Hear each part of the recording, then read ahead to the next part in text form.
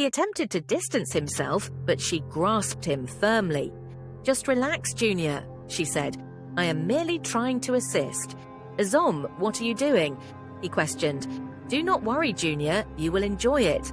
Promise me you will not tell Daddy." "No, I won't," Junior responded.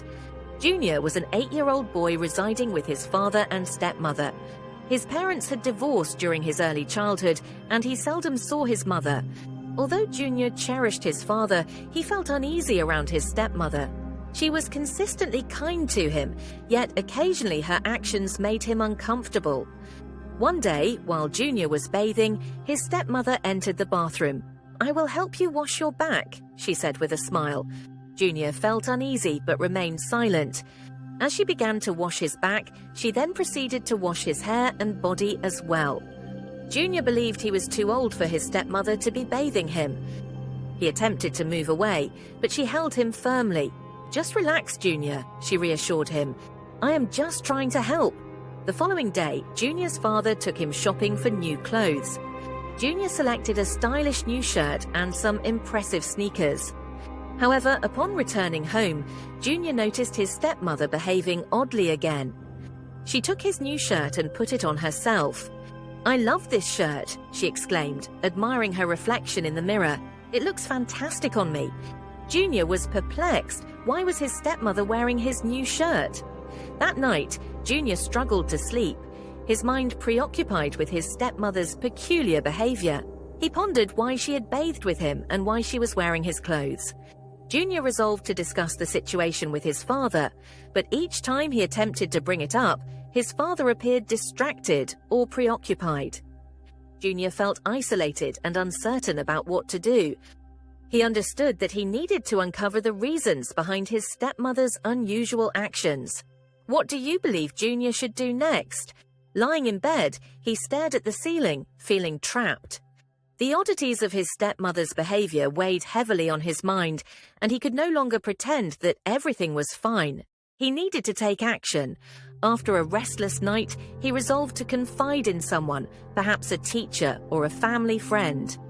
Junior's heart raced as he sat in the classroom, his gaze fixed on the chalkboard, yet his mind was elsewhere, preoccupied with his stepmother's peculiar behavior. The incident in the bath left him feeling uneasy, and seeing her wear his new shirt only deepened his confusion. He felt uncertain about how to proceed, but one thing was clear: he could no longer keep this to himself. During recess, he lingered near the playground, observing the other children at play. He yearned to share his concerns, but fear restrained him. What if no one believed him? What if his father reacted with anger? At last, he noticed his favorite teacher, Miss Beasy, sitting beneath a tree with her notebook. She had always encouraged her students to approach her with any issues they faced. Taking a deep breath, Junior approached her. "Miss Beasy," he said, his voice barely audible. She looked up, her smile warm and inviting. "Junior, what's wrong? You seem worried." He hesitated, nervously twisting his fingers. "I need to talk to you. It's about my stepmom. She's been acting strangely." Miss Beasy set her notebook aside and motioned for him to sit next to her. "What do you mean by strange? Please tell me what's going on." Junior glanced around to ensure no one was eavesdropping, then in a trembling voice recounted everything. The bath incident, the shirt, and the discomfort it all caused him. Miss Beasy's smile faded, replaced by a serious demeanor. "Junior, I'm really glad you shared this with me. Who could assist in addressing the situation appropriately?" That evening, Junior sat in his room, feigning interest in a book while attentively listening to the intense conversation occurring in the living room. He could discern his father's voice, low and tense, alongside his stepmother's higher, defensive tone. "I was merely trying to help him," she asserted. "I believed I was fulfilling my role as a good stepmother." "You overstepped," his father countered. "Junior is uncomfortable, and that is unacceptable. You should have recognized that." Junior then heard a deep sigh from his stepmother, followed by a heavy silence. He experienced a peculiar blend of guilt and relief. Was this his fault? Had he made the right choice by confiding in Miss Beasy? The following day, Junior's father sat him down for a discussion. Junior, I sincerely apologize for not being more attentive, he said. I was unaware of how you were feeling. From this point forward, it's crucial that you feel safe and happy at home. I will help you, okay? Junior nodded, experiencing a blend of relief and anxiety. He was uncertain about what would happen next, but he felt reassured that he was no longer alone. That afternoon, Miss Beasy contacted Junior's father to discuss what he had revealed. She spoke with care yet firmness, emphasizing the importance of addressing the situation. Junior's father remained silent for a moment before releasing a heavy sigh. I had no idea Junior felt this way, he admitted. I thought everything was satisfactory. Occasionally, children may not express their emotions until they become overwhelming. Miss Beasy remarked that this situation is serious, emphasizing the necessity for Junior to feel secure and understood. Junior's father assured her that he would discuss the matter with his wife that evening. However, Miss Beasy felt that a mere conversation was insufficient. She recommended involving a counselor or a family friend. I promise to listen to you and ensure your comfort. Junior nodded, a lump forming in his throat. What about my stepmother? He inquired cautiously. She has agreed to give you more space, his father replied. We will also seek guidance from someone who can help us better understand one another as a family. However, I need you to promise me something as well.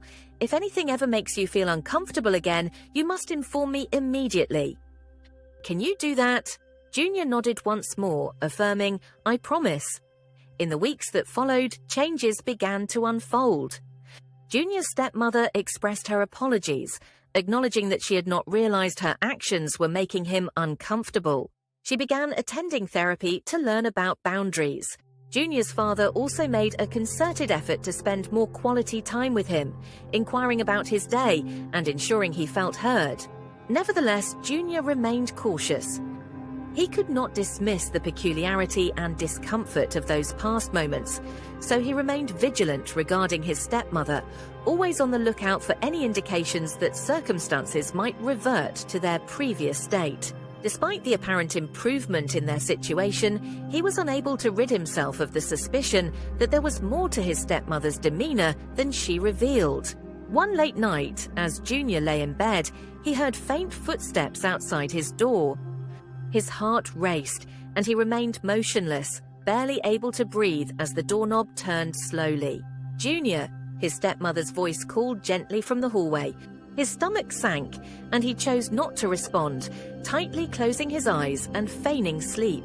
After a prolonged moment, the door clicked shut, and the footsteps gradually faded away.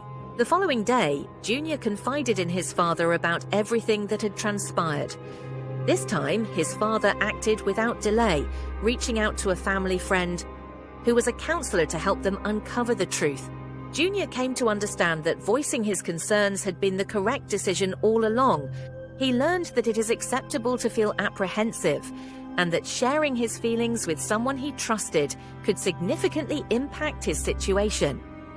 Although the journey to resolution would be lengthy and challenging, he recognized that he had taken the crucial first step toward regaining a sense of safety and happiness in his home.